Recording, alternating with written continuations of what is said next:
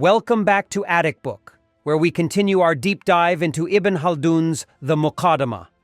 In our last episode, we explored the profound economic theories of Ibn Khaldun, uncovering how labor, production, markets, and taxation interplay to shape civilizations. Today, we turn our focus to another critical aspect of Ibn Khaldun's analysis: the structures that underpin the social fabric of any civilization. We'll delve into his views on social organizations and public institutions, with a particular emphasis on educational and religious structures. Ibn Khaldun believed that the stability and progress of societies are deeply influenced by the effectiveness and integrity of their social organizations.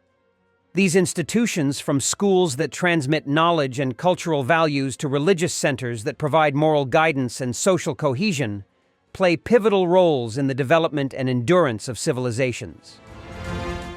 Join us as we explore how Ibn Khaldun's insights into these social structures offer not only a historical perspective, but also timeless lessons on the importance of robust social institutions in today's world.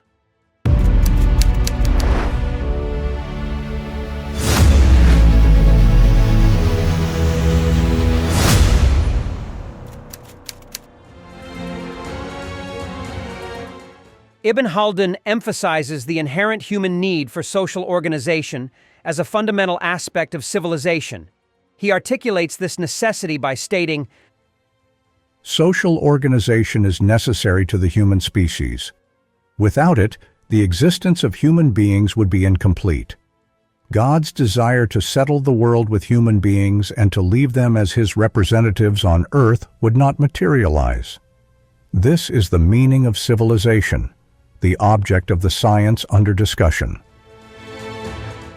He further discusses the development of institutions as a response to these social needs, explaining that once civilization becomes a fact, the natural aggression and injustice inherent in man necessitate a form of governance. He observes, "People need someone to exercise a restraining influence and keep them apart, for aggressiveness and injustice are in the animal nature of man.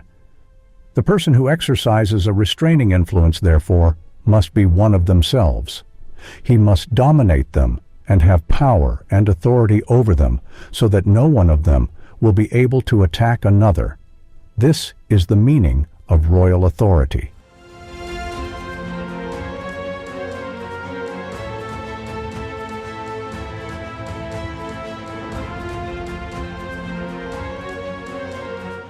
Through this governance structure, societies develop educational and religious institutions to further mold and stabilize the social order, ensuring the transmission of knowledge, cultural values, and ethical norms essential for the continuity and prosperity of civilization.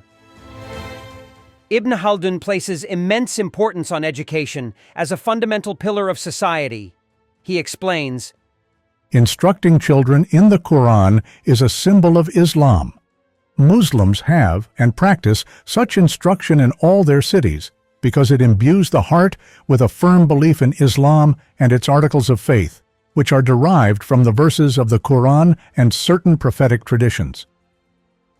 This highlights how education serves not just to transmit knowledge, but to mold the character and belief systems of the youth. Ibn Khaldun also discusses the various educational methods employed across different regions, noting differences that reflect cultural and societal priorities. He points out, "The Maghribi method is to restrict the education of children to instruction in the Quran. They do not bring up any other subjects in their classes, such as traditions, jurisprudence, poetry, or Arabic philology, until the pupil is skilled in the Quran." This contrasts with the Spanish method, which includes a broader curriculum that balances religious education with poetry and philology.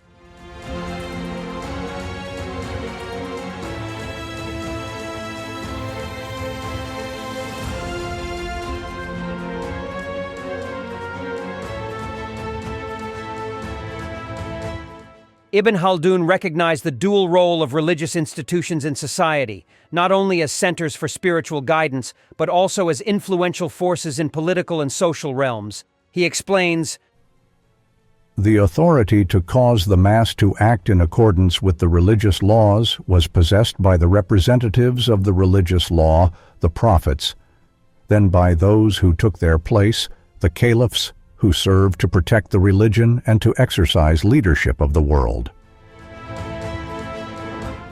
This highlights the seamless integration of religious duties with political leadership.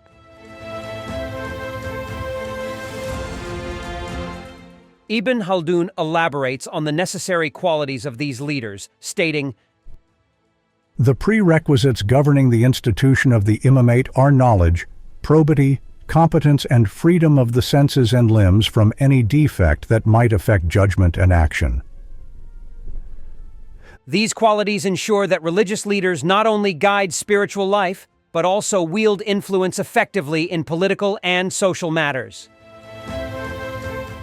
Moreover, Ibn Khaldun discusses the comprehensive role of the caliphate, which includes responsibilities such as prayer leadership, the office of judge, and market supervision. He asserts, "All the religious functions of the religious law, such as prayer, the office of judge, the office of mufti, the holy war, and market supervision, fall under the great imamate, which is the caliphate." This demonstrates how religious institutions extend their reach into nearly every aspect of public and private life, influencing both religious and worldly affairs. Ibn Khaldun asserts that the health of a civilization is deeply connected to the vitality of its educational and religious institutions. He explains, "The weakening of a dynasty's power coincides with the diminishing zeal within its educational and religious establishments. As these institutions degrade, they mirror the decay of the civilization itself." He further illuminates this connection by stating, "When the intellectual and religious institutions of a society begin to decline, it is a sure sign that the society is drifting towards a weakened state, where the arts of learning and piety no longer flourish as they once did."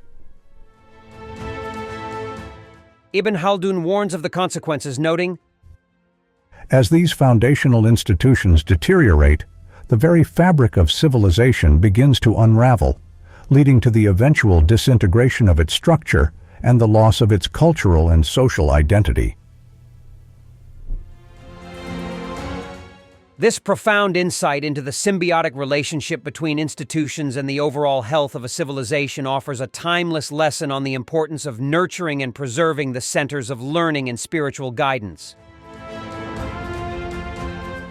Throughout today's exploration, we've delved deep into Ibn Khaldun's perspectives on the crucial roles played by educational and religious institutions in shaping and maintaining the stability and culture of civilizations. We've seen how these structures not only support intellectual and moral development, but also serve as pillars of governance and social order. We've discussed the vital signs of vibrant institutions and how their decline can herald the weakening or even the decay of entire civilizations. Ibn Khaldun's insights remind us of the enduring importance of nurturing these foundational organizations to ensure a society's prosperity and longevity. Join us in our next episode as we continue our journey through the Muqaddimah by exploring the philosophical and scientific contributions discussed in Ibn Khaldun's final chapter. We will examine how knowledge and intellectual pursuits have shaped civilizations across ages and how they continue to influence our modern world. Think about the role of educational and religious institutions in your own society. How do they contribute to the social and cultural fabric? How might their evolution affect future generations? Share your thoughts and join the conversation below. Your insights enrich our exploration. Thank you for watching. We look forward to uncovering more historical wisdom with you next time on Attic.